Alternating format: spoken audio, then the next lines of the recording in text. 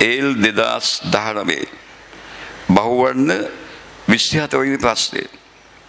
බාහිර සම්බන්ධ කිරීම සඳහා අග්‍ර දෙකක් පමණක් පවතින පරිදි ඩයෝඩයක් සහ ප්‍රතිරෝධයක් එක්තරා ආකාරයක සම්බන්ධ කර ඇත. බාහිර අග්‍ර 1 වෝල්ට් වෝල්ටීයතාවයක් යෙදූ විට පරිපථය තුළින් ගලන ධාරාව මිලිඇම්පියර් 50ක් වේ. යෙදූ වෝල්ටීයතාවය ප්‍රතිවර්ත කළ විට ධාරාව දෙගුණ වේ. ඩයෝඩයේ ඉදිරියෙන් පෙරූ ප්‍රතිරෝධය සහ ප්‍රතිරෝධකයේ අගය කුමක්ද? මෙම ගැටලුවේ තියෙන්නේ ඩයෝඩයක් සහ ප්‍රතිරෝධයක් සම්බන්ධ කිරීම. ඩයෝඩයක් සහ ප්‍රතිරෝධයක් සම්බන්ධ කරනවා යොදන වෝල්ටීයතාවයේ අනිත් පැත්ත හරවනවා. ඒ නිසා මේ ගැටලුව විසඳීමට ඩයෝඩ පිළිබඳ දැනීම අවශ්‍යයි. ඩයෝඩ සම්බන්ධ කරන ආකාරය පිළිබඳ දැනීම අවශ්‍යයි. අපි සිද්ධාන්ත පන්තියකදී ඩයෝඩ සම්බන්ධයෙන් ඉගෙන ගන්න මූලික දේවල් සලකනවා. තේරුණාද? සිද්ධාන්ත පන්තියේ ඩයෝඩ සම්බන්ධ ඉගෙන ගන්න මූලික දේවල්. ඒ ටික සලකලා ඉමු.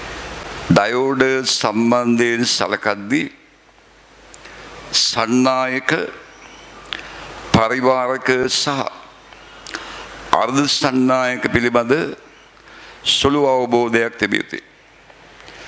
සරලව කියනවා නම් සන්නායක ලෙස හඳුන්වන්නේ මුක්ත ඉලෙක්ට්‍රෝන රාශියක් පවතින ද්‍රව්‍යයක්.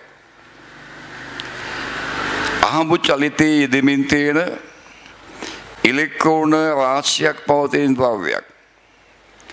පරිවාරක ලෙස සලකන්නේ මුක්ත ඉලෙක්ට්‍රෝන නැතයි සැලකිය හැකි ද්‍රව්‍ය.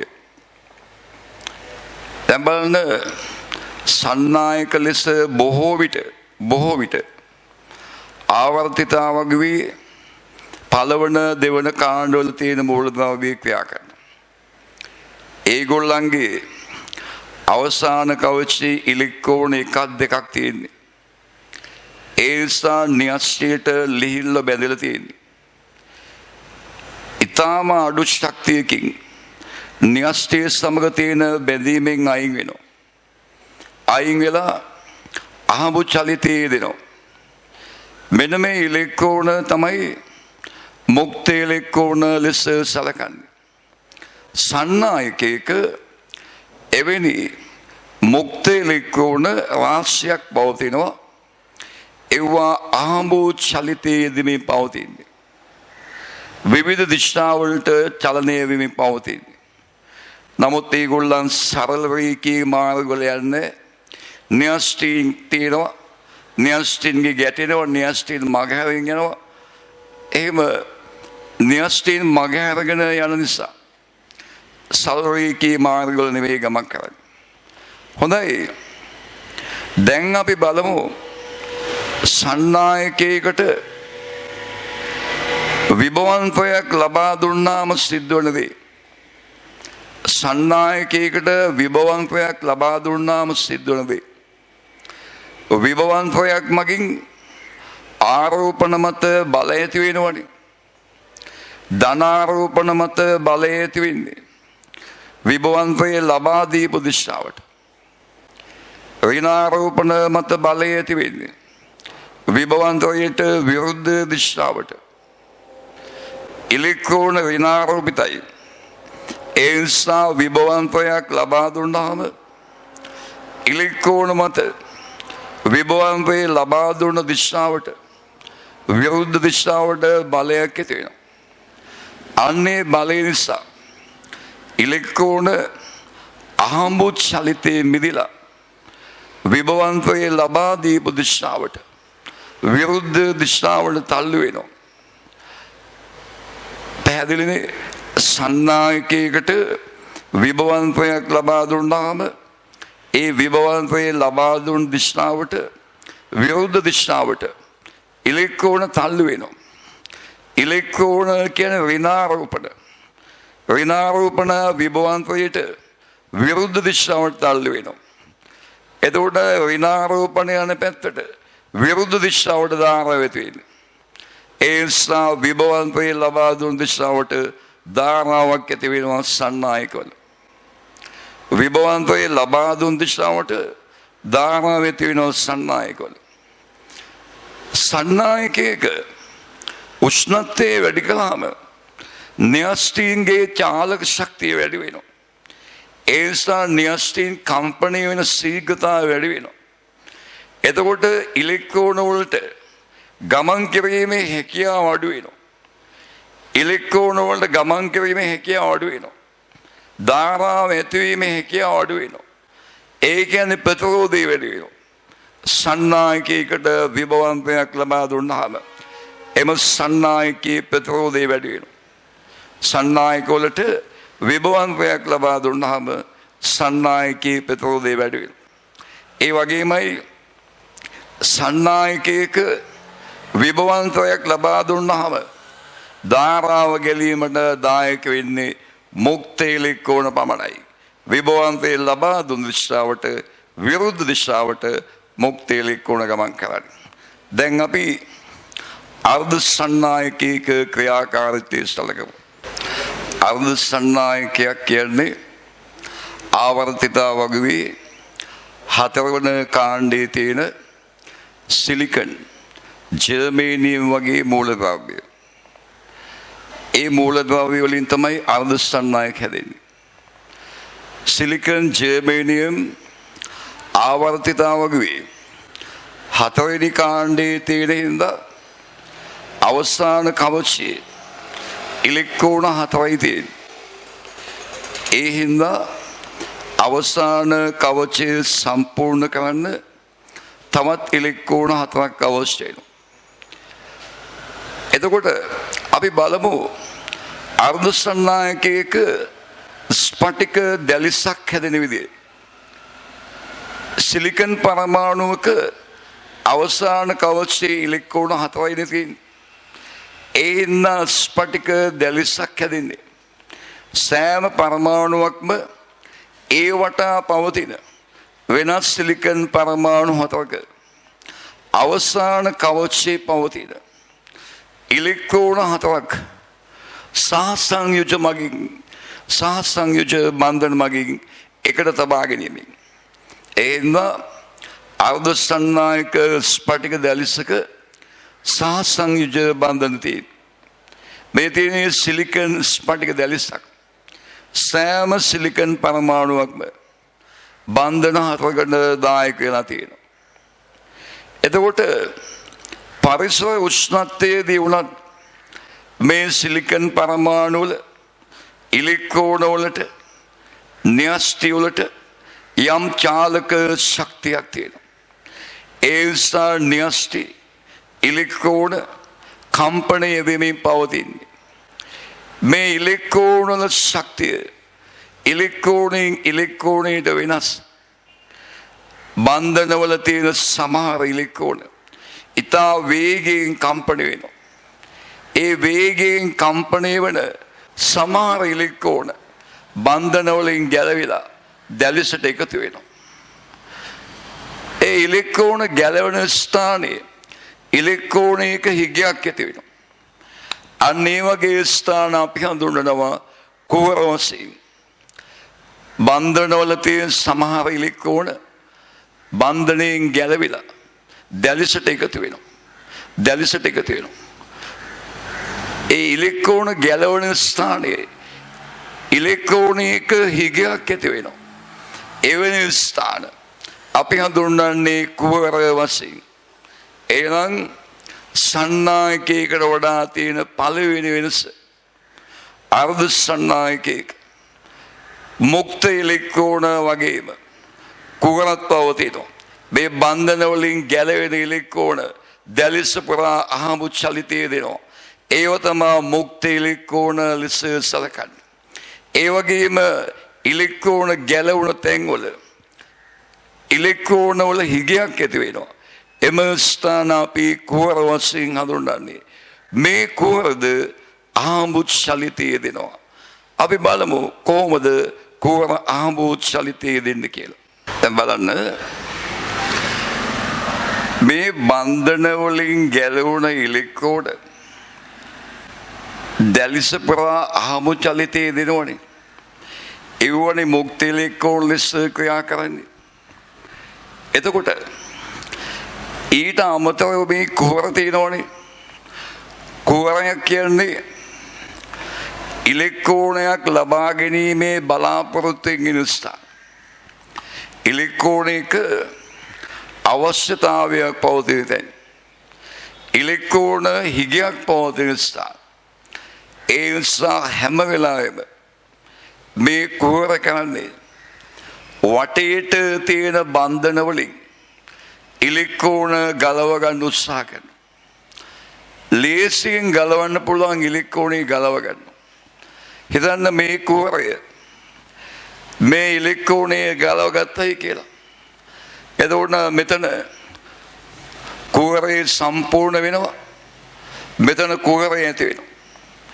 ඊළඟට හිතන්න මෙයා මේ ඉලෙක්ට්‍රෝනේ ගලව ගත්තා කියලා.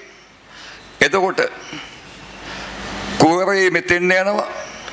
මෙතන සම්පූර්ණ වෙනවා. ඔය විදිහට මේ කුවර වටේට තියෙන බන්ධන වලින් ඉලෙක්ට්‍රෝන ගලවගෙන කුවරද තැනින් තැනට යනවා. කුවරද තැනින් තැනට යනවා. ඒ නිසා අර්ධ සන්නායකවල සාමාන්‍ය භෞතික තත්ත්වයට යටතේ මුක්ත ඉලෙක්ට්‍රෝන සහ කුවර අහඹු චලිතයේ දෙමින් පවතින්නේ. මේ අර්ධ සන්නායකවල මේ මුක්ත ඉලෙක්ට්‍රෝනයි කුවරයි අහඹු චලිතයේ දෙමින් පවතිද්දී අපි දකින්නේ කුවරයක් ගමන් කරනවා වගේ. ඇත්තටම සිද්ධ වෙන එක නෙවෙයි. හිතන්න මෙතන ඉලෙක්ට්‍රෝනයක් තියෙනවා, මෙතන කුවරයක් තියෙනවා. මේ කුවරය මෙතෙන් යනවා කියලා හිතන්න. එතෙන් වෙන්නේ මේ ඉලෙක්ට්‍රෝනේ ගලවලා මෙතෙන් ගන්නවා. එතකොට මෙතන කුවරයක් ඇති වෙනවා. අපට පේන්නේ කුවරේ මෙහාට ගියා වගේ. අපි දකින්නේ කුවරේ මෙහාට ගියා වගේ. කුවරේ මෙහාට ගියා වගේ දැක්කට සිද්ධ වෙලා තියෙන්නේ ඊට විරුද්ධ දිශාවට ඉලෙක්ට්‍රෝනේ ගමන් කළා. බන්ධනේ ඉලෙක්ට්‍රෝන ගමන් කළා. ඒ නිසා අර්ධ සන්නායකයක කුවර අහඹු චලිතය දෙනවා. කුවර යනවා වගේ දකුණේ පැත්තට විරුද්ධ දිශාවට බන්ධනවල ඉලෙක්ට්‍රෝන ගමන් කිරීම සිද්ධ වෙන්නේ. මේ අර්ධ සන්නායකවල සාමාන්‍ය භෞතික තත්ත්වයට යටතේ මුක්ත ඉලෙක්ට්‍රෝන සහ කුවර ඊටම සුළු වශයෙන් තියෙනවා. හැබැයි උෂ්ණත්වය වැඩි කළාම බන්ධනවල තියෙන ඉලෙක්ට්‍රෝන ශක්තිය වැඩි වෙනවා. එතකොට බන්ධන වලින් ගැලවෙන ඉලෙක්ට්‍රෝන ගාන වැඩි වෙනවා. හැදෙන කුවර ගාන වැඩි වෙනවා. උෂ්ණත්වය වැඩි වුණාම මුක්ත ඉලෙක්ට්‍රෝන සංඛ්‍යාවයි කුවර සංඛ්‍යාවයි දෙකම වැඩි වෙනවා. හොඳයි. මේ අර්ධ සන්නායකවල ඔය මුක්ත ඉලෙක්ට්‍රෝන ගාන එහෙම නැත්නම් කුවර සංඛ්‍යාව වැඩි කරගන්න මේවට විවිධ ද්‍රව්‍ය එකතු කරනවා. එහෙම මේ වගේ මුක්ත ඉලෙක්ට්‍රෝන කුවර සංඛ්‍යාව වැඩි කරන්න විවිධ ද්‍රව්‍ය එකතු කරලා නැති සංසුද්ධ අර්ධ සන්නායක අපි හඳුන්වන්නේ නිසංග අර්ධ සන්නායක කියලා. නිසංග අර්ධ සන්නායක. ඔය නිසංග අර්ධ සන්නායකයක මුක්ත ඉලෙක්ට්‍රෝන සහ කුවර සංඛ්‍යාව සමානයි. කුවරයක් හැදෙන්නේ ඉලෙක්ට්‍රෝනය ගැලවුණාම. ඒ නිසා නිසංග අර්ධ සන්නායකයක මුක්ත ඉලෙක්ට්‍රෝන ගානයි කුවර ගානයි සමානයි. දැන් අපි බලමු අර්ධ සන්නායකයකට නිසංග අර්ධ සන්නායකයකට විභවන්තයක් ලබා දුන්නාම සිදුවන ක්‍රියාවලිය. හොඳයි, ඒක බලමු අපි. ඉස්සෙල්ලා බලන්න විභවාන්තරයක් ලබා දුන්නාම සිද්ධ වෙන ක්‍රියාව විභවාන්තරයක් මගින් ඉලෙක්ට්‍රෝන මත බලය අනිත් පැත්තට ඒ නිසා විභවාන්තරය ලබා දීපු දිශාවට විරුද්ධ දිශාවට ඉලෙක්ට්‍රෝන ගමන් කරනවා. එහෙනම් ඉලෙක්ට්‍රෝන යන පැත්තට විරුද්ධ දිශාවට ධාරාව ඇති වෙන්නේ. ඒ කියන්නේ විභවාන්තරය ලබා දීපු දිශාවටමයි ඉලෙක්ට්‍රෝන වලින් ධාරාව ඇති වෙන්නේ. දැන් මේ නිසගාර්ධ සන්නායකයකට හිතන්න මේ පැත්තට විභවාන්තරයක් ලබා දුන්නා කියලා. අපි તો මේ දිශාවටම මේ ලකුණු පැත්තටම මේ පැත්තට විභවාන්තරය ලබා දුන්නා. ඒ විභවාන්තරය මගින් මුක්ත ඉලෙක්ට්‍රෝන මත බලය අනිත් පැත්තට ඇති වෙනවා. විභවාන්තරය ලබා දීපු දිශාවට විරුද්ධ දිශාවට මුක්ත ඉලෙක්ට්‍රෝන යනවා. ඒ නිසා විභවාන්තරය ලබා දුන් දිශාවට ධාරාවක් ඇති වෙනවා. ඒ මුක්ත ඉලෙක්ට්‍රෝන දායක වන ආකාරය නිසගාර්ධ සන්නායකයක ධාරාව ඇති වෙන්න කෝරද දායක වෙනවා. බලමු කොහොමද කෝර දායක වෙන්නේ කියලා.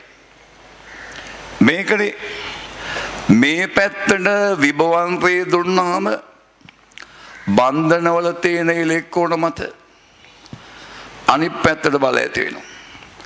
ඉලෙක්ට්‍රෝන මත බලය විභවාන්තරය ලබා දුන් දිශාවට විරුද්ධ දිශාවට විභවාන්තරය ලබා දුන් දිශාවට විරුද්ධ දිශාවට මෙහෙම බන්ධනවල තියෙන ඉලෙක්ට්‍රෝන මත විභවාන්තරයට විරුද්ධ දිශාවට බලය ඇති වෙනවා. එතකොට බලන්න මෙන්න මේ කෝරය ගැන හිතන්න. හැම වෙලාවෙම කෝරය උත්සාහ කරන්නේ ළඟ තියෙන බන්ධනයකින් ඉලෙක්ට්‍රෝනයක් ගලවගෙන ඒ කෝරය සම්පූර්ණ කරගන්න. ළඟ තියෙන බන්ධනයකින් ඉලෙක්ට්‍රෝනයක් ගලවගෙන කෝරය සම්පූර්ණ කරගන්න තමයි උත්සාහ කරන්නේ. මෙයාට පුළුවන් මේ ඉලෙක්ට්‍රෝනේ මේ ඉලෙක්ට්‍රෝනේ මේ ඉලෙක්ට්‍රෝනේ ගලවන්න. හැබැයි බලන්න මෙයා මත බලය මේ පැත්තට මේ ඉලෙක්ට්‍රෝනේ මත බලය මෙහාට මේ ඉලෙක්ට්‍රෝනේ මත බලය මෙහාට. එතකොට මෙන්න මේ කෝරයට මෙයයි ගලවනවට වඩා ලේසි මෙයා ගලවන්න පුළුවන්. ඇයි ගලවන පැත්තනේ බලය තියෙන්නේ. මේ දෙන්න මත බලය අනිත් පැත්තටනේ. ඒ නිසා මේ කෝරය මෙන්න මේ ඉලෙක්ට්‍රෝනේ ගලව ගන්න. ලේසියෙන් ගලවන්න පුළුවන් එක්කන. ගලවගෙන කෝරය සම්පූර්ණ වෙනවා. මෙතෙන් කෝරය යනවා. ඊළඟට මේ ඉලෙක්ට්‍රෝන මතත් බලය මෙහාට. එතකොට ඊළඟට දැන් මෙයා මත බලය මෙහාට. මේ කෝරයට මෙයා ගලවනවට වඩා ලේසියෙන් මෙයා ගලවන්න පුළුවන්. බලය තියෙන මෙහාට. නැත්තම් මෙයා ගලවන්න පුළුවන්. මේ දෙන එක්කෙනෙක් ගලව ගන්න. කෝරය මෙතෙන්ට යනවා. මෙතන කෝරය සම්පූර්ණ වෙනවා. ඔන්න කෝරය මෙහාට යනවා. ඊළඟට මෙයාට මේ ඉලෙක්ට්‍රෝනේ ගලව ගන්න ලේසි බලය මෙහා තියෙන. මෙයා ගලව ගන්නවා. මෙතන කෝරය සම්පූර්ණ වෙනවා. කෝරය මෙහාට යනවා. ආර්ධ සන්නායකයකට විභවාන්තරයක් ලබා දුන්නාම නිසගාර්ධ සන්නායකයකට විභවාන්තරයක් ලබා දුන්නාම ඒ විභවාන්තරය ලබා දීපු දිශාවට කෝරය යනවා. ආඹු චලිතයේ දුණු කෝරය ආඹු චලිතයේ දුණු කෝරය ආඹු චලිතයේ මිදිලා විභවාන්තරය ලබා දීපු දිශාවට ඒ කෝරය ගමන් කරනවා. විභවාන්තරය ලබා දුන් දිශාවට කෝරය චලිතය සිද්ධ වෙනවා. එහෙනම් විභවාන්තරය ලබා දුන්නේ මෙහාට නම් ඒ දිශාවටම කෝරය ගමන් කරනවා. කෝරයක් යනවා කියන්නේ ඊට විරුද්ධ දිශාවට බන්ධනවල ඉලෙක්ට්‍රෝන යන එක. කෝරය යනවා කියන්නේ ඊට විරුද්ධ දිශාවට බන්ධනවල ඉලෙක්ට්‍රෝන යන එක. ඉලෙක්ට්‍රෝන යන පැත්තට විරුද්ධ දිශාවට ධාරාව ඇති වෙනවා. එහෙනම් නිසගාර්ධ සන්නායකයකට විභවන්තයක් ලබා දුන්නාම ඒ නිසංගාද සන්නායකේ පවතින කුහරද නිසංගාද සන්නායකේ පවතින කුහර විභවන්තයේ ළමා දුන්න දිශාවට ගමන් කළා. විභවන්තයේ ළමා දුන්න දිශාවට ධාරාවක් ඇති වෙනවා. එහෙනම් නිසංගාද සන්නායකයකට විභවන්තයක් ලබා දුන්නාම ඒ විභවන්තයේ ලබා දුන්න දිශාවට මුක්තේලිකෝණවල බලපෑමෙන් ධාරාවක් ඇති වෙනවා වගේම කුහරවල බලපෑමෙන් ධාරාවක් ඇති වෙනවා. ඒ නිසා සන්නායකයට වෙනස එකයි. නිසංගාද සන්නායකයකට විභවන්තය ලබා දුන්නාම ධාරාව ඇති වෙන්න මුක්තේලිකෝණයි කුහරයි දෙකම දායක වෙනවා. උෂ්ණත්වය වැඩි කළාම බන්ධන වලින් ගැලවෙන ඉලෙක්ට්‍රෝන ගාන වැඩි වෙනවා. ඒ නිසා කුහර සංඛ්‍යාව වැඩි වෙනවා. ඒ වගේම මුක්ත ඉලෙක්ට්‍රෝන ගාන වැඩි වෙනවා.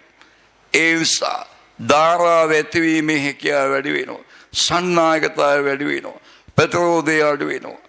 අර්ධ සන්නායකවල උෂ්ණත්වය වැඩි කරද්දී සන්නායකතාවය වැඩි වෙනවා. ප්‍රතිරෝධය අඩු වෙනවා. සාමාන්‍ය සන්නායකවල ලෝමීය සන්නායකවල උෂ්ණත්වය වැඩි කරද්දී ප්‍රතිරෝධය වැඩි වෙලා සන්නායකතාවය අඩු වෙනවා. සාමාන්‍ය උෂ්ණත්වවලදී නිසංගාද සන්නායකවල මුක්ත ඉලෙක්ට්‍රෝන සහ කුහර ඊටම සුළු ප්‍රමාණයක් තියෙනවා.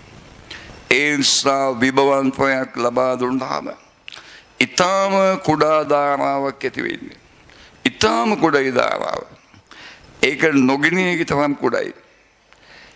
ඒ නිසා මේ අර්ධ සන්නායකයක සන්නායකතාවේ වැඩි කරගන්න අපි විවිධ උපක්‍රම භාවිතා කරනවා. එක ක්‍රමයක් තමයි මේක කුහර සංඛ්‍යාව වැඩි කිරීම. අනිත් ක්‍රමය තමයි මුක්ත ඉලෙක්ට්‍රෝන ගාන වැඩි කිරීම. අපි බලමු කුහර සංඛ්‍යාව වැඩි කරන්නේ කොහොමද කියලා. මෙහෙමයි. හිතන්න සිලිකන් ස්පටික දැලිසක් ගැන. මේ දැලිසේ සිලිකන් පරමාණුවක් අයින් කරන. මේ විදිහට සිලිකන් පරමාණුවක් අයින් කරන තාක්ෂණික ක්‍රමකින්. ඒ වෙනුවට ආවර්තිතා වගේ තුන්වෙනි කාණ්ඩයේ තියෙන බෝරෝන් වගේ මූලද්‍රව්‍යයක පරමාණුවක් දාන්න. බෝරෝන් වල අවසාන කවච ඉලෙක්ට්‍රෝන 3යි තියෙන්නේ. ඒ ඉලෙක්ට්‍රෝන 3 මෙහෙම බන්ධන 3 දායක වෙනවා. එක බන්ධනයකට ඉලෙක්ට්‍රෝනයක් නැති වෙනවා. මෙන්න මෙතන ඉලෙක්ට්‍රෝනයක් නැහැ. එතන කුහරයක් ඇති වෙනවා. මේ කුහරය ඇති උනේ බන්ධනයෙන් ඉලෙක්ට්‍රෝනයක් ගැලවිලා නෙවෙයි. මේ කුහරය ඇති වෙද්දී අලුතෙන් මුක්ත ඉලෙක්ට්‍රෝනයක් ඇති උනේ නැහැ. මේ විදිහට බෝරෝන් පරමාණු මාත්‍රණය කිරීමේදී එක පරමාණුවකට එක කුහරයේ බැගින් ඇති වෙනවා. එහෙම බෝරෝන් පරමාණු අවශ්‍ය ප්‍රමාණයට මාත්‍රණය කළා කුහර සංඛ්‍යාව වැඩි කරන්න පුළුවන්. ඒ විදිහට කුහර සංඛ්‍යාව වැඩි කරගත්ත අර්ධ සන්නායක අපි හඳුන්වන්නේ P වර්ගයේ අර්ධ සන්නායක. කුහර සංඛ්‍යාව වැඩි කරගත් අර්ධ සන්නායක P වර්ගයේ අර්ධ සන්නායක. P වර්ගයේ අර්ධ සන්නායක වල වැඩි වශයෙන් තියෙන කුහර අර උෂ්ණත්වයේ බලපෑමෙන් ඇතිවන මෙන්න මේ මුක්ත ඉලෙක්ට්‍රෝන සුළු වශයෙන් තියෙනවා. අපේ නිසා P වර්ගයේ අර්ධ සන්නායක කුහර මගින් දක්වන්නේ. කුහර මගින් විභවන්තයක් ලබා දුන්නට ධාරාවක් ඇති වෙන්න වැඩි වශයෙන් දායක වෙන්නේ මෙන්න මේ කුහර. වැඩි වශයෙන් දායක වෙන්නේ කුහර. ඒ නිසා P වර්ගයේ අර්ධ සන්නායකයක කුහර හඳුන්වන්නේ බහුතර වාහකය කියලා. බහුතර වාහකය. උෂ්ණත්වයේ බලපෑමෙන් ඇතිවන මුක්ත ඉලෙක්ට්‍රෝන සුළු වශයෙන් තියෙන. ඒ මුක්ත ඉලෙක්ට්‍රෝන අල්පතර වාහකය හඳුන්වන්නේ.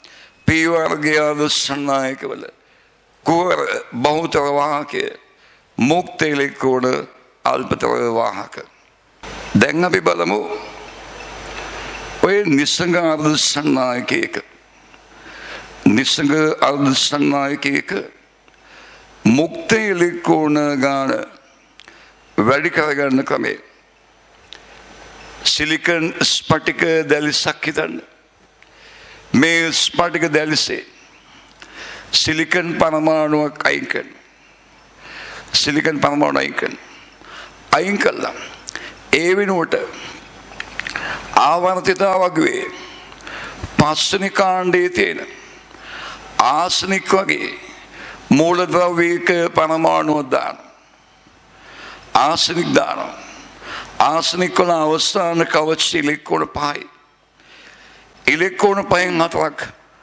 බන්ධන 4 දායක වෙනවා එක ඉලෙක්ට්‍රෝනයක් ඉතුරු වෙනවා ඒ ඉලෙක්ට්‍රෝනය මුක්ත ඉලෙක්ට්‍රෝනයක් ලෙස දැලිසට එකතු වෙනවා දාන ආසනික පරමාණු සංඛ්‍යාවට හරියන්න මුක්ත ඉලෙක්ට්‍රෝන එක බැගින් එකතු වෙනවා ඒ නිසා අවශ්‍ය ප්‍රමාණයට ආසනික පරමාණු ගාන වැඩි කළා මුක්ත ඉලෙක්ට්‍රෝන සංඛ්‍යාව වැඩි කරන්න පුළුවන් එහෙම මුක්ත ඉලෙක්ට්‍රෝන සංඛ්‍යාව වැඩි කරගත් අර්ධ සන්නායක අපි හඳුන්වන්නේ N වර්ගයේ අර්ධ සන්නායක N වර්ගයේ අර්ධ සන්නායක N වර්ගයේ අර්ධ සන්නායකයක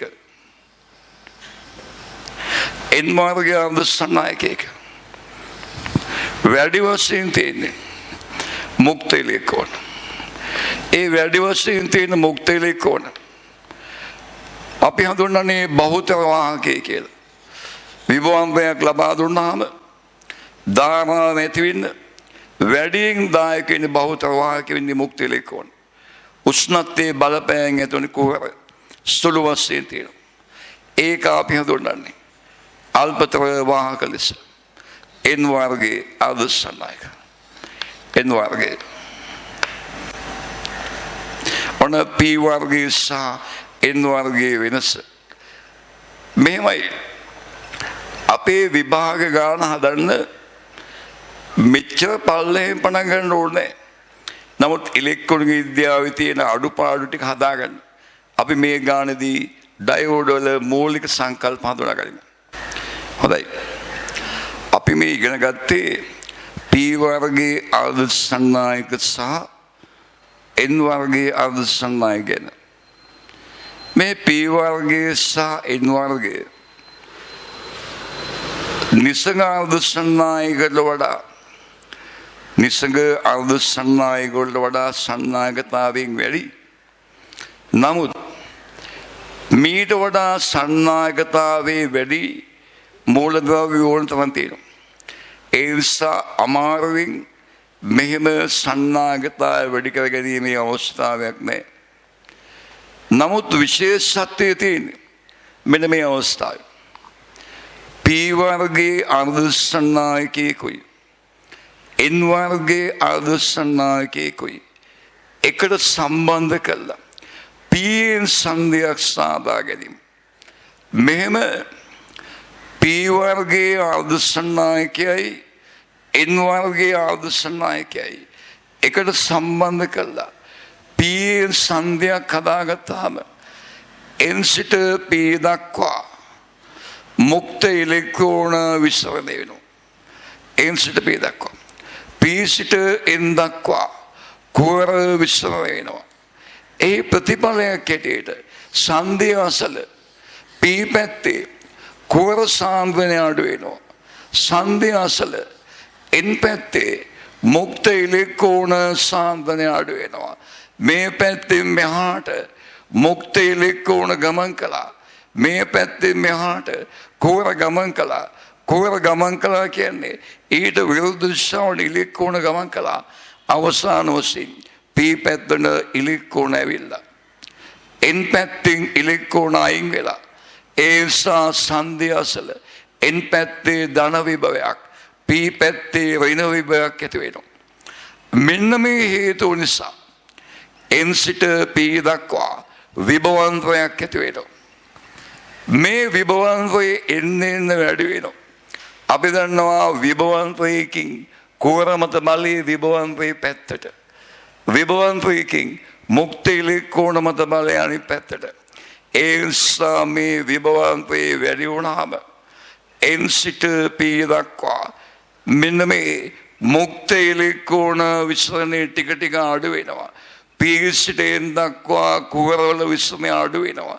එහෙම අඩු වෙලා විභවන්තයේ ක්‍රමක්‍රමයෙන් වැඩි වෙනවා. එක්තරා විභවන්තයකදී මේ එන් වල ඉඳන් පී වලට මුක්ත ඉලෙක්ට්‍රෝන යන එක නවතිනවා.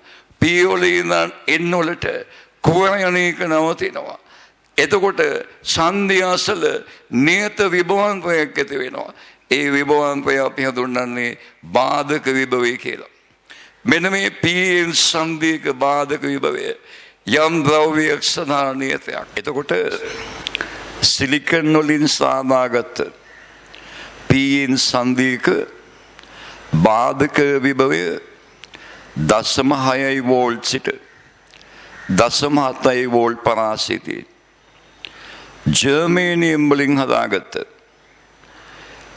පීඑන් සංධියක බාධක විභවය 0.2 0.3 වෝල්ට් අතර පරාසිතී.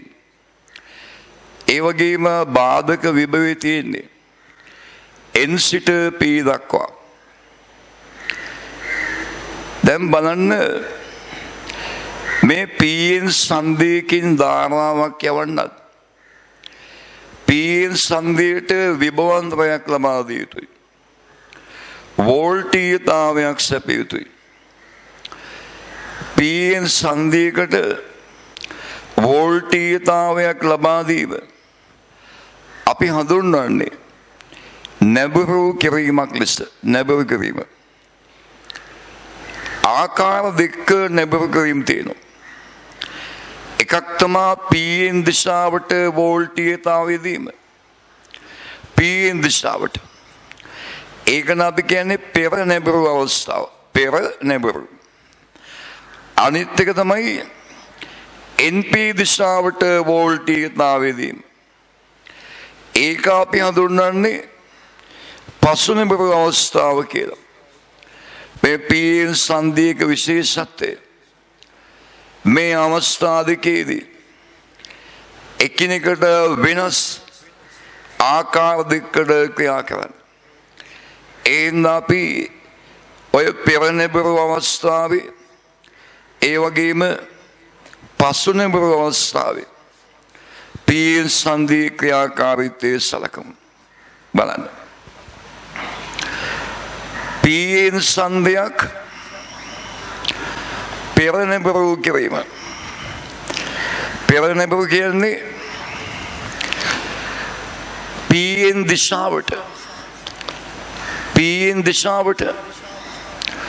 වෝල්ටීයතාවය ලබා දීම. පීඑන් දිශාවට මෙන්න පීඑන් සංධිය වෝල්ටීයතාවය ලබා දෙන්නේ පීඑන් දිශාවට. මේම පීඑන් දිශාවට වෝල්ටීයතාවය ලබා දීම අපි හඳුන්වන්නේ පෙර නැඹුරු කිරීම ලෙස. දැන් බලන්න හිතන්න මේක සිලිකන් පීඑන් සංධියක් කියලා. මොන වුණත් බාධක විභවය තියෙන්නේ එන්පී දිශාවට. සිලිකන් වල මේක 0.7 වෝල්ට් පමණ වෙනවා. අපි මේ ලබා දෙන විභවාන්තරය පීඑන් දිශාවට ලබා දෙන විභවාන්තරය අපි මේ ලබා දෙන පෙර නැඹුරු විභවාන්තරය හිතන්න බිඳුවේ ඉඳන් වැඩි කරනවා. එහෙම බිඳුවේ සිට වැඩි කරද්දී ධාරාවක් ඇති වෙන විදිහ බලන්න.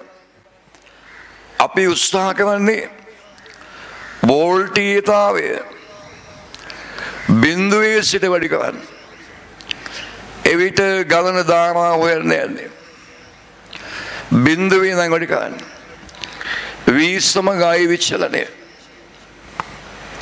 දැන් බාධක විභවයේ 0.7ක් මේ පැත්තට. අපි වෝල්ටීයතාවය දුන්නේ නැත්නම් මේ පැත්තට 0.7ක් තියෙනවා.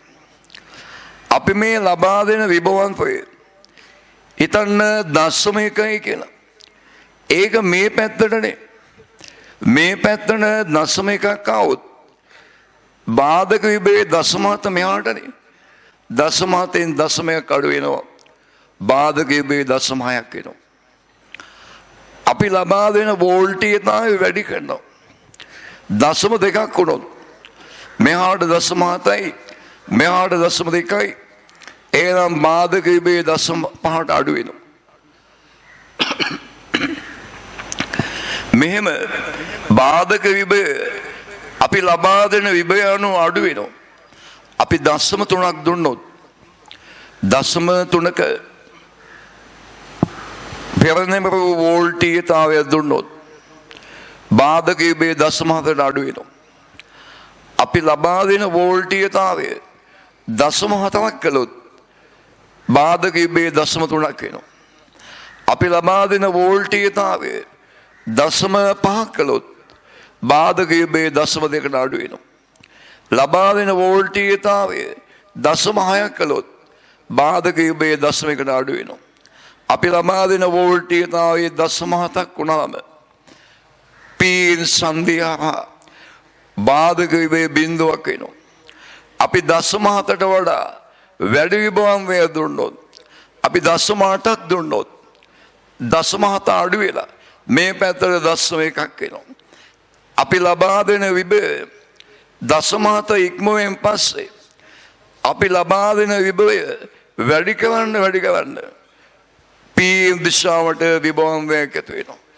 ඒ පීන් දිශාවට විභවන්තයෙන් පී වල තියෙන කුහරයෙන් පැත්තට යනවා.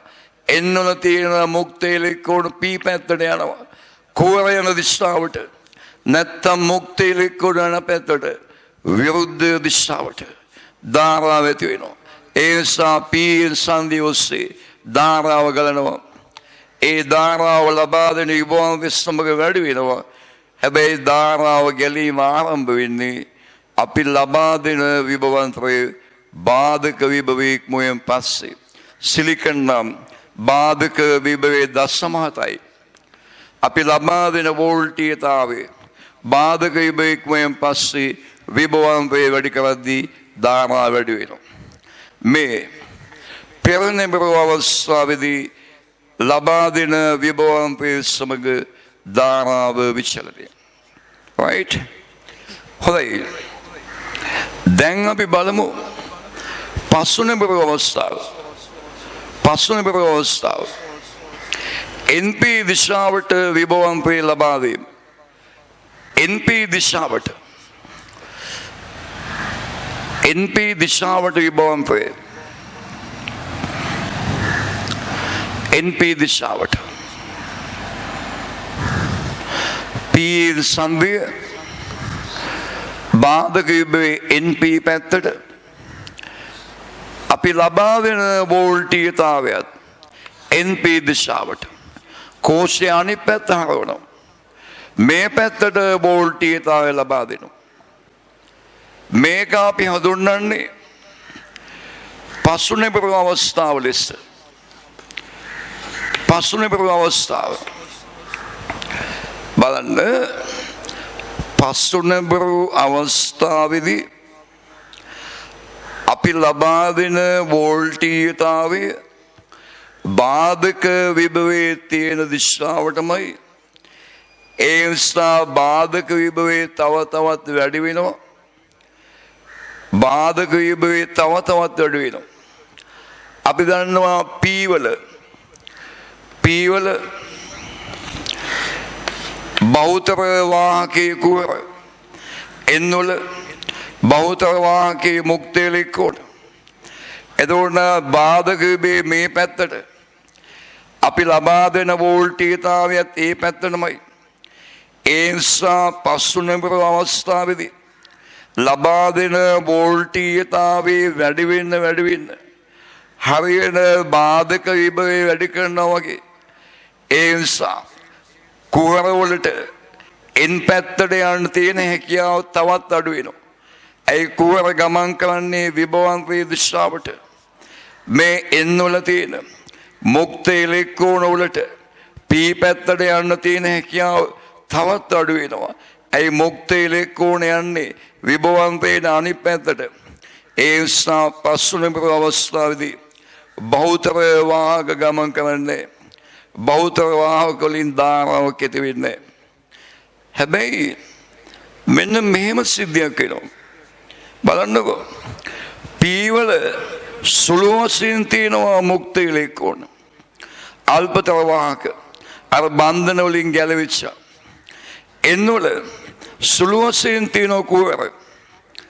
එතකොට පස්වෙනි අවස්ථාවේදී බලන්න කුවර මත බලය වෝල්ටීයතාව යොදන පැත්තට පස්වෙනි විභවම්වේ පැත්තට අල්පතර වාහක මේ පැත්තට එන කුවර මේ පීවල තියෙන සුළු වශයෙන් තියෙන මුක්ත ඉලෙක්ට්‍රෝන මෙහාට යනවා එන් දෙසට.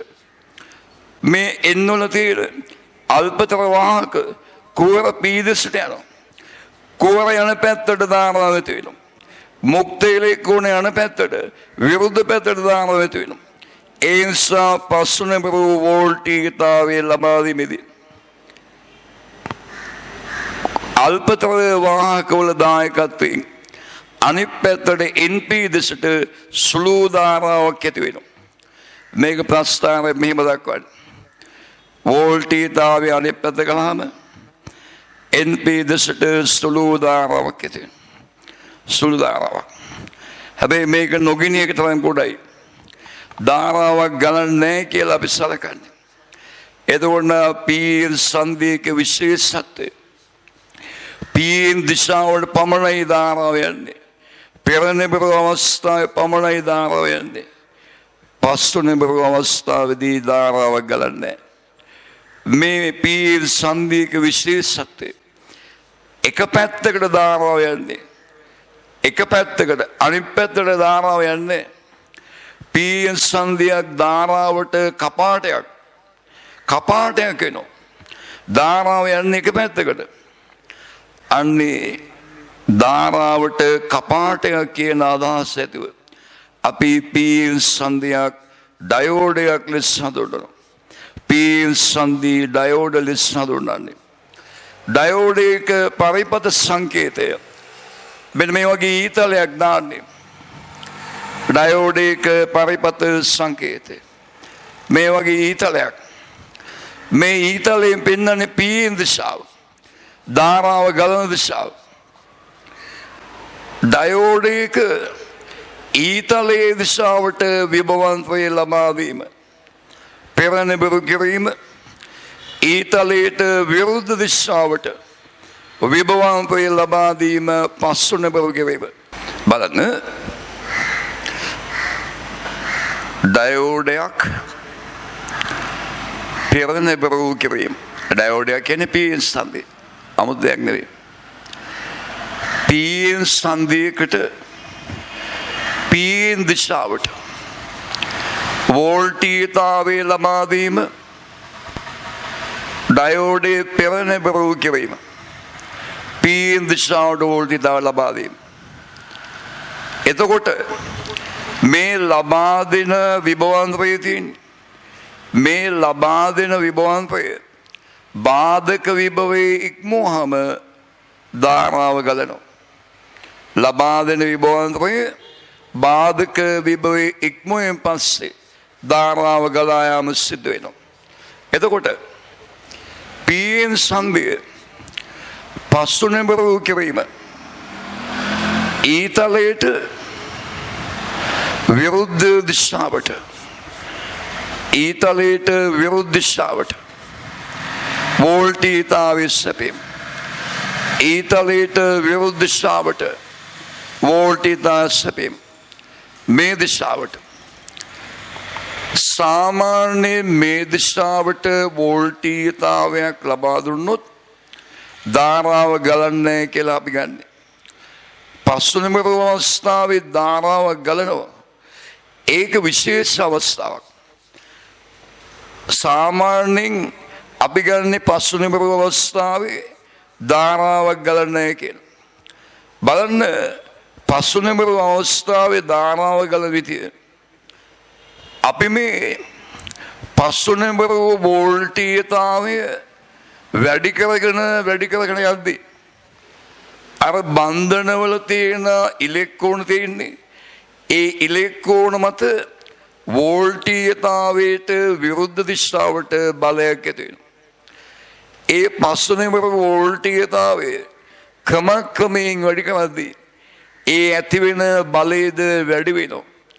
ඒ වෝල්ටීයතාවයේ යම් මගයකදී බලය උපරිම වෙලා බන්ධන වලින් ඉලෙක්ට්‍රෝන ගැලවිලා අතිවිශාල ධාරාවක් ගලනවා.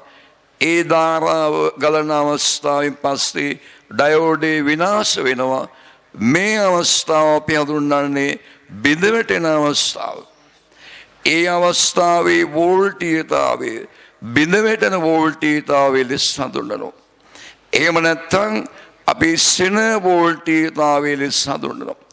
එහෙමත් නැත්නම් පසකුළු වෝල්ටීයතාවය බිඳ වැටෙන වෝල්ටීයතාවය පසකුළු වෝල්ටීයතාවය සෙන වෝල්ටීයතාවය සෙන වෝල්ටීයතාවයට පත් වුණාම බන්ධන වලින් ඉලෙක්ට්‍රෝන ගැලවිලා අතිවිශාල ධාරාවක් ගලනවා.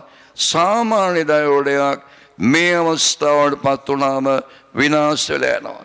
මෙන්න පස්වෙනි වෝල්ටීයතාවයේ වැඩි කරගෙන යාමේදී එක වෝල්ටීයතාවයකදී බන්ධන වලින් ඉලෙක්ට්‍රෝන ගැලවිලා අධික ධාරාවක් ගලනවා. මේ වෝල්ටීයතාව අපි V කියලා ගමු. V බිඳ වැටෙන වෝල්ටීයතාවයේ පසකුළු වෝල්ටීයතාවයේ සෙන වෝල්ටීයතාවයේ.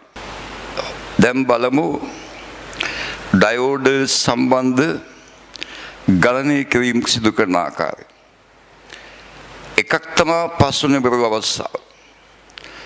ඩයෝඩයක් පස්වෙනි ඊතලයට විරුද්ධ දිශාවට විභවන්තය ලබා දීම. අපි සාමාන්‍යයෙන් ගන්නේ පස්වෙනි අවස්ථාවේදී ධාරාවක් කියන්නේ කියලා. ධාරාවක් කියන්නේ ලබා දෙන වෝල්ටීයතාවය බිඳ වැටෙන වෝල්ටීයතාවයේ ඉක්මවා ගිය විට ඩයෝඩයක බිඳ වැටෙන වෝල්ටීයතාවය සඳහන් කළ නැත්නම් අපි හිතන්නේ පස්වෙනි අවස්ථාවේදී ධාරාව යන්නේ නැහැ කියලා. බිඳ වැටෙන වෝල්ටීයතාවයේ දීලා තියෙනවා නම් ලබා දෙන වෝල්ටීයතාවය ඒ බිඳ වැටෙන වෝල්ටීයතාවයට වඩා අඩුයි නම් ඒ ධාරාවක් යන්නේ. සාමාන්‍ය ඩයෝඩ් සම්බන්ධ ගණන් වලදී බොහෝ විට මේ බිඳ වැටෙන වෝල්ටීයතාවය ලබා දෙන්නේ. එතකොට අපි ගන්නේ පස්වෙනි අවස්ථාවේදී ධාරාව යන්නේ කියලා. දැන් බලමු පෙරණ අවස්ථාව. ඩයෝඩයක් පෙරණ වීතිවීම. එතෙන්දී ධාරාව ගලන්නේ ලබා දෙන වෝල්ටීයතාවය බාධක විභවයේ ඉක්මවා ගියාට පස්සේ මේ ඩයෝඩයක විභවාන්තයේ සමග ධාරා විචලනය ප්‍රස්ථාරය අපි හඳුන්වන්නේ IV ලාක්ෂණිකය කියලා. ඔය IV ලාක්ෂණිකය ආකාර තුනකින් තියෙනවා. අපි අවස්ථා තුන බලමු. එකක් තමයි මේ විදිහට විභවාන්තයේ සමග ධාරා විචලනය. IV ලාක්ෂණික මෙහෙම.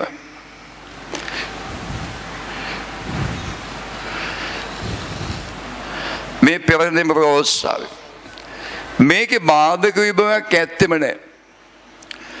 ප්‍රායෝගිකව මෙවැනි ඩයෝඩ් නැහැ. මේවා අපි හඳුන්වන්නේ පරිපූර්ණ ඩයෝඩ් ලෙස. පරිපූර්ණ ඩයෝඩ් එක බාධක විභවයක් නැහැ. ඒ නිසා පරිපූර්ණ ඩයෝඩයකට විභවාන්තයක් ලබා දුන්නාම ලබා දෙන විභවාන්තයේ මොකක් වුණත් දාරව ගලනවා. ලබා දෙන විභවාන්තයේ මොකක් වුණත් දාරව ගලනවා. හැබැයි පරිපූර්ණ ඩයෝඩයක ලබා දෙන විභවාන්තයේ මොකක් වුණත් දාරව ගලනවා වගේ ඩයෝඩයක් පරිපූර්ණ නම් ඒ ඩයෝඩයට විභවාන්තය දුන්නාම ඩයෝඩයේ විභවාන්තය අඩු කරගන්නේ. අඩු කරගන්නේ අය ලබා දෙන ඔක්කොම පරිපතේ අනිත් අය ලබා දෙනවා. පරිපූර්ණ ඩයෝඩයක් එක්ක ප්‍රතිරෝධය ශ්‍රේණිගත නම් පෙරනිමිර අවස්ථා විභවාන්තය දුන්නොත් ඒ දෙන විභවාන්තය ඔක්කොම ඒ ප්‍රතිරෝධය දෙන්නේ ඩයෝඩේ ගන්න. අනිත් එක තමයි මෙන්න මේ විදිහේ ඩයෝඩ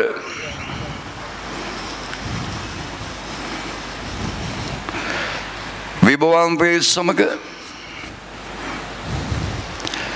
ධාරාවේ විචලනය මේ ආකාරයේ තියෙනවා.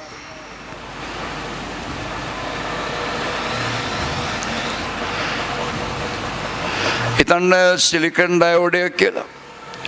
අපිට වැඩිම තියෙන සිලිකන් ඩයෝඩ ගණන්. බලන්න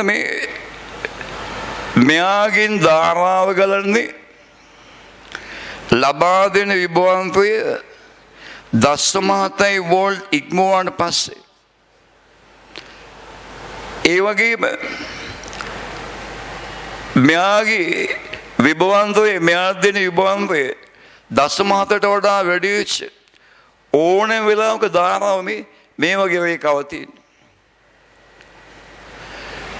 ඊළඟට මෙන්න මේ ආකාරයේ IV ලාක්ෂණික තියෙනවා. මෙවැනි ඩයෝඩ වල උනත් ධාරාව ගලන්නේ ලබා දෙන විභවාන්තරය බාධක විභවයේ ඉක්මවුවාට පස්සේ බාධක විභවයේ ඉක්මවුවාට පස්සේ ඒ උනාට විශේෂත්වයක් තියෙනවා. බාධක විභවයේ ඉක්මවුවාට පස්සේ ගලන ධාරාව අනුව ඩයෝඩේ ලබා ගන්නා විභවාන්තය වෙනස් වෙනවා. ගලන ධාරාව අනුව ඩයෝඩේ ලබා ගන්නා විභවාන්තය වෙනස් වෙනවා. ගලන ධාරාව අනුව ඩයෝඩේ ගන්න විභවාන්තය වෙනස් වෙනවා. එතකොට හිතන්න මෙහෙම ඩයෝඩයක්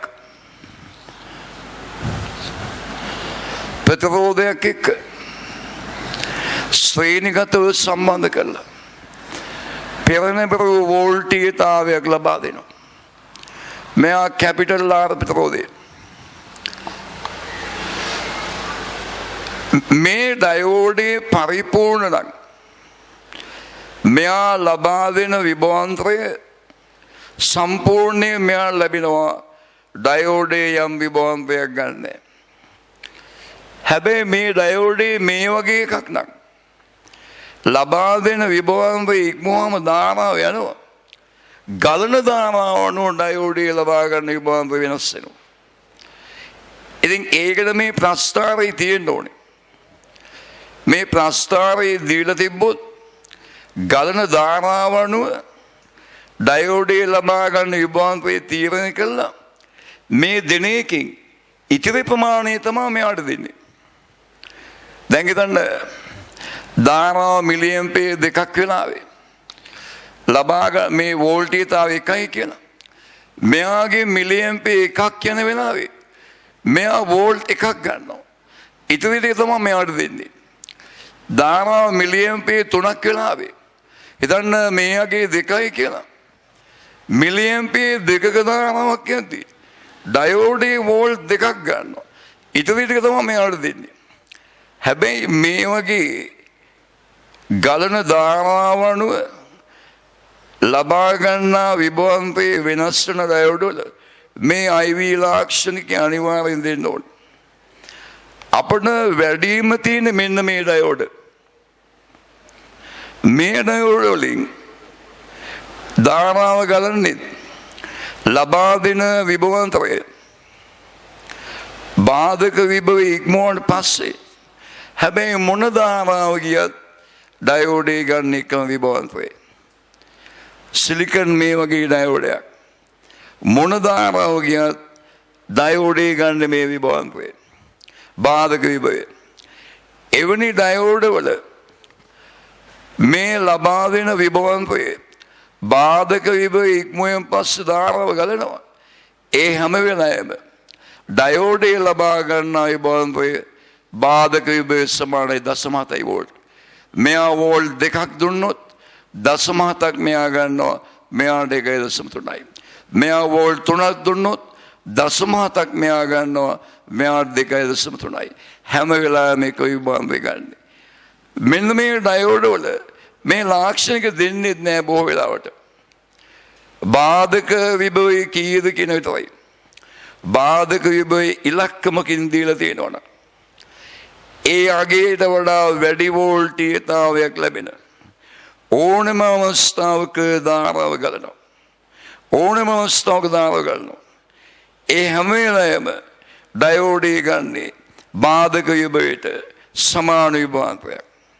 බාධක විභවයට සමාන විභවාන්තරයක්. ඒ වගේම ඊටු ප්‍රමාණය ශ්‍රේණිගත ප්‍රතිරෝධය ලබා දෙනවා. ඔය ඩයෝඩයක් ශ්‍රේණිගතව පෙරණැඹුරු අවස්ථාවේ තිබීම.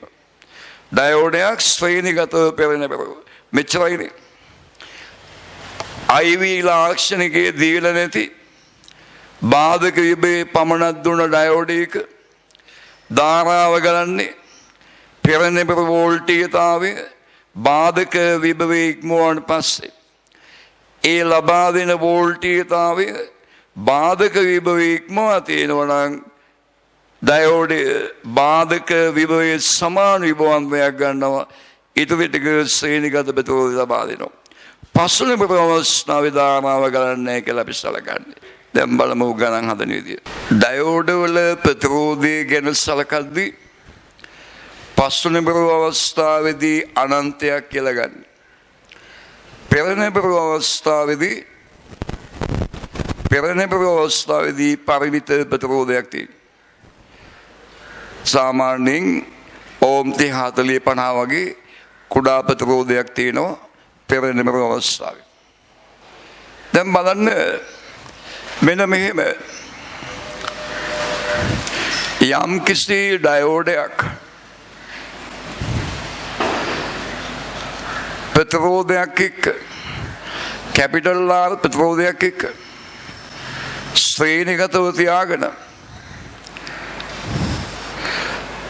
මෙහෙම පෙරණැඹුරු වෝල්ටීයතාවයක් ලබා දෙනවා. එතකොට කෝෂයේ විද්‍යුත්ගාමක බලය 2 වෝල්ට් කියලා හිතන්න. එතකොට අපින් අහනවා මේ කැපිටල් R ප්‍රතිරෝධය ඕම් 100 නම් පරිපතේ ගලන ධාරාව කීයද කියලා. අපිට කියනවා ඩයෝඩේ සිලිකන් බාධක විභවය 0.7 වෝල්ට් කියලා. කෝෂයෙන් ලබා දෙන විභවාන්තරය 2 වෝල්ට්. ඒ නිසා ලබා දෙන විභවාන්තරය ඩයෝඩේ බාධක විභවයට වඩා වැඩි. ඒ නිසා පරිපතේ ධාරාව ගලනවා. එතකොට ඩයෝඩේ 0.7ක් ගත්තොත් මේ කැපිටල් R ප්‍රතිරෝධය ලැබෙන විභවාන්තරය 1.3යි. වෝල්ට් 1.3යි. කැපිටල් R ගේ විභවාන්තරය දන්නවා. ප්‍රතිරෝධය දන්නවා. ගලන ධාරාව හොයන්න පුළුවන්. පරිපතේ ධාරාවයි ප්‍රතිරෝධය දානවා. V සමානයි IR. ඩයෝඩේ විභවාන්තරය 1.3යි. ධාරාව I ප්‍රතිරෝධය Cයි. ඒරං I සමානයි 1.3 බෙදීම Ci ඇම්පියර්. මෙන්න ඩයෝඩේ ධාරාව. ඒකම තමයි ප්‍රතිරෝධයේ ධාරාවමයි ඩයෝඩින් යන්නේ. අපි හිව්වේ ප්‍රතිරෝධයේ ධාරාව. ඩයෝඩයෙන් යන්නේ තේ ධාරාව. අපෙන් අහනවා මේ අවස්ථාවේ ඩයෝඩේ ක්ෂමතාවය කීයද කියලා. ක්ෂමතාවය P සමානයි IV ඩයෝඩේක. ඩයෝඩේ ක්ෂමතාවය P සමානයි IV. I ධාරාව 1.3 බෙදීම 100. V විභවාන්තරය ඩයෝඩේ ගන්න විභවාන්තරය 0.7යි. ක්ෂමතාවේ වොට් වලින් ඔන්න ඩයෝඩේ ක්ෂමතාවය. ඩයෝඩේ ක්ෂමතාවය. මෙන්න මේ මූලික සංකල්ප ටික ප්‍රමාණවත් වෙනවා 2019 ඩයෝඩ සම්බන්ධයෙන් තිබ බහුවර්ණයට. දැන් අපි මේ බහුවර්ණය බලමු. 2019 MCQ 24 වෙනි ප්‍රශ්නය. බාහිර සම්බන්ධ කිරීම සඳහා අග්‍ර දෙකක් පමණක් පවතින පරිදි ඩයෝඩයක් සහ ප්‍රතිරෝධයක් එක්තරා ආකාරයකට සම්බන්ධ කර ඇත.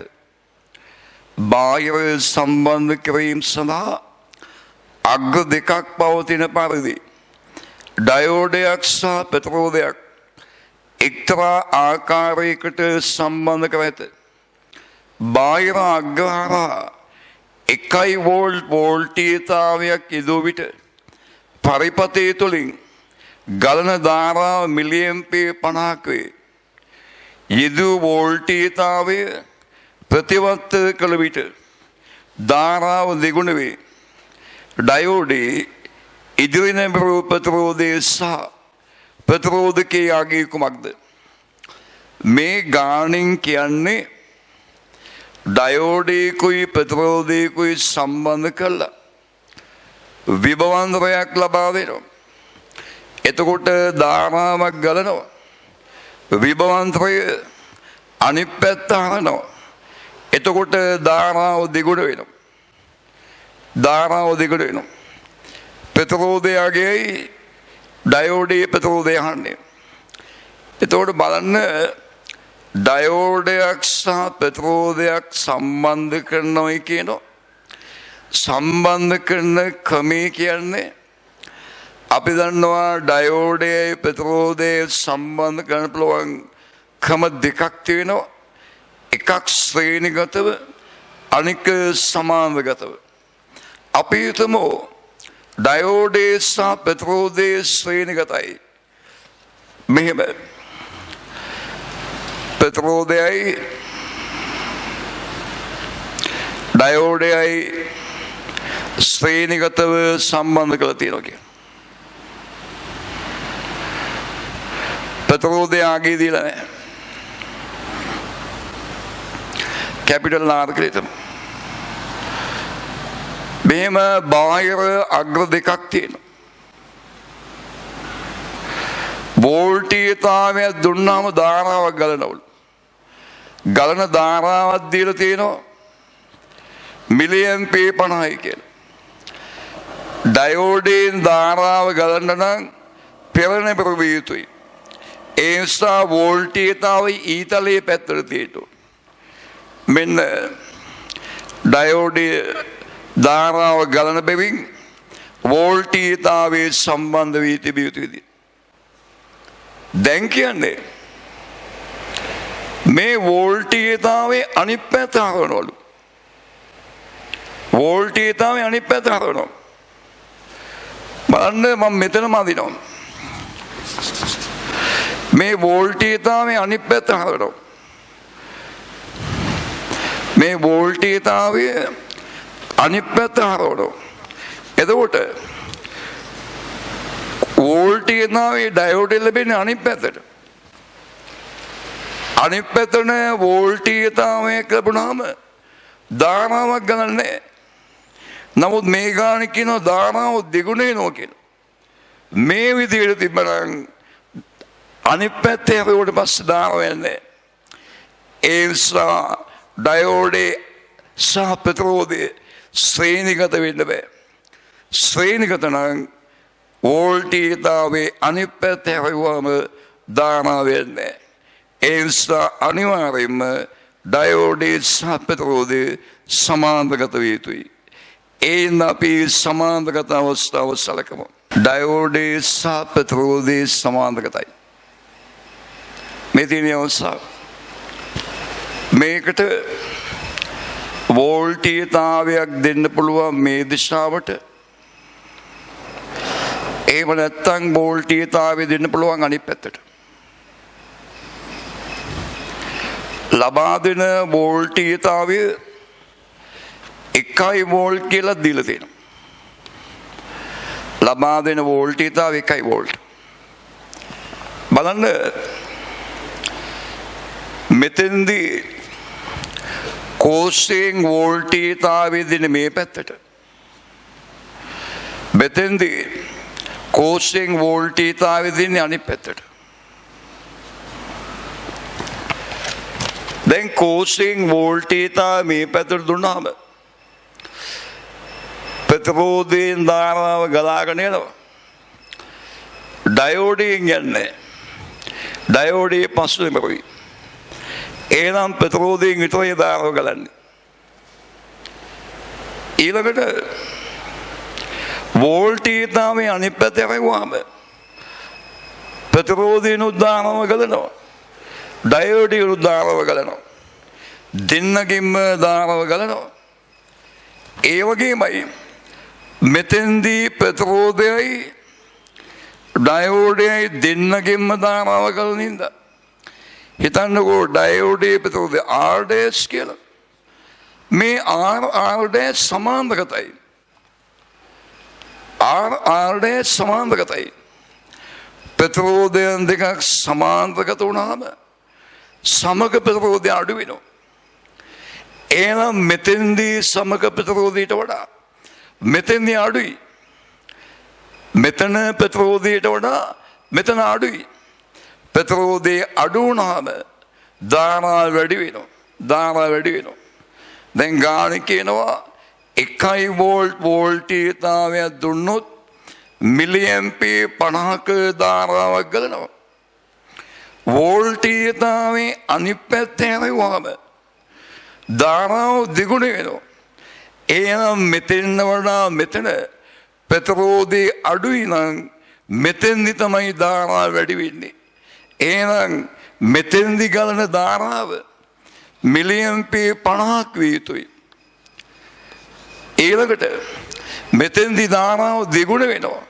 එහෙනම් මෙතෙන්දි ගලන ධාරාව මිලි ඇම්පියර් 100ක් විය යුතුයි. ඔන්න පළවෙනි සංකල්පය. එහෙනම් දීලා තියෙන මේ අවස්ථාව. මේ තියෙන අනිත් පැත්ත හරවන අවස්ථාව.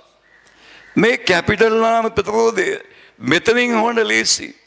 ඇයි ඩයෝඩයෙන් ධාරාව යන්නේ නේද? ඒ නිසා මේ මිලි ඇම්පියර් 50ම මේ පෙට්‍රෝදයෙන් ගලන්නේ. පෙට්‍රෝදයෙන් ගලන්නේ. කෝෂයෙන් ලබා දෙනවා 1 වෝල්ට් වෝල්ටීයතාවයක්. මෙතන විභවාන්තර 1යි. එහෙනම් පෙට්‍රෝදේ විභවාන්තර 1යි.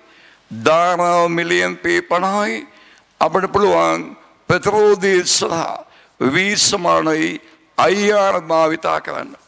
පෙට්‍රෝදේ සහ V සමානයි IR. පෙට්‍රෝදේට ලැබෙන විභවාන්තර 1යි. ධාරාව මිලි ඇම්පියර් 50යි. ඇම්පියර් කරනවා 10න් 3න්. වැඩි කිරීම කැපිටල් R. එහෙනම් R සමානයි. එක බෙදීම 50 වැඩි කිරීම 10න් 3යි. එහෙනම් R සමානයි 10න් 3 උඩ ගියාම 10 ධන 3 10 බෙදීම 50යි. සමානයි ඕමිස්සයි. කැපිටල් R පෙට්‍රෝදේ ඕමිස්සයි. R සමාන වෙනවා ඕමිස්සට. Capital R පෙට්‍රෝදේ ඕමිස්සයිනේ. මෙතෙන්දී මේ පෙට්‍රෝදයත් එක්ක මෙයා සමාන්තරගත වුණාම ධාරාව දෙගුණයක් කියලා. ධාරාව දෙගුණයක් වෙන්න නම් පෙට්‍රෝදේ අර්ධයක් වෙන්න ඕනේ. මෙයා දැම්මට පස්සේ පෙට්‍රෝදේ අර්ධයක් වෙන්න ඕනේ. එහෙම ප්‍රතිරෝධය අර්ධයක් වෙන්න නම් මෙයත් කැපිටල් R වෙන්න ඕන. කැපිටල් R සමාන්තරද නම් සමක ප්‍රතිරෝධය R බෙදීම 2යි. සමක ප්‍රතිරෝධය R බෙදීම 2යි. එහෙනම් සමක ප්‍රතිරෝධයේ භාගයක් වුණාම ධාරාව දෙගුණයක් වෙනවා. ඒ කියන්නේ ඩයෝඩයේ ප්‍රතිරෝධයයි කැපිටල් R ගියගේ දෙකම සමානයි. දෙකම ඕම් 20 බැගින්. දෙකම ඕම් 20 බැගින් විභාග උත්තරේ පස්වෙනි උත්තරේ දෙකම ඕම් 20 බැගින්.